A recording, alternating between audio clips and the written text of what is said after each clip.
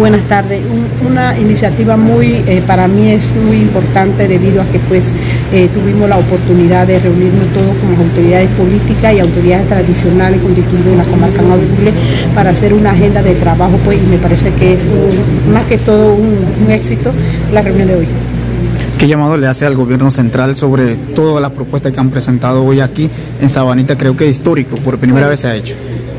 Nuestro gobierno, solamente nosotros como presidente del Congreso General solicitamos que se respete la ley 10, que se cumpla con lo que establece la ley, que la dirección de instituciones comarcales dentro del territorio del régimen especial nosotros sean Ovo, sean Maule, es un espacio que se conquistó con mucha lucha y que no fue fácil lograrlo, entonces que se respete eso y más que todo que trabajemos unificados, gobierno y autoridades y política, que estemos unidos todos para sacar a Panamá adelante.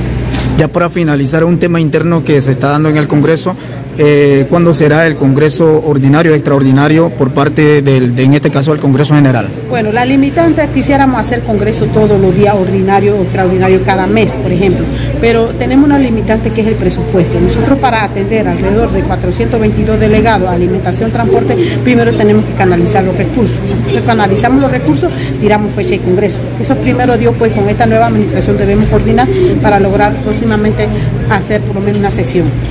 Es histórico esto, entonces le estrecharon la mano con los 3 diputados, Elena Cruz, que también estuvo presente, las autoridades locales y regionales, se estrechan la mano y se hacen las paces todo, porque hay mucha gente en la comarca que dice que hay problemas de gobernabilidad. ¿Eso es cierto o es falso? Eso es falso, no, ni una clase de problema. Más que todo nosotros, la limitante que tenemos es falta de recursos económicos, movilizarnos, y eso no es que estemos peleados, sino que simplemente unas debilidades que tenemos y muchas veces no podemos asistir a las reuniones, a los compromisos. Esperemos que en esta administración se logre más que todo la unidad y el trabajo en común y el presupuesto para la comarca.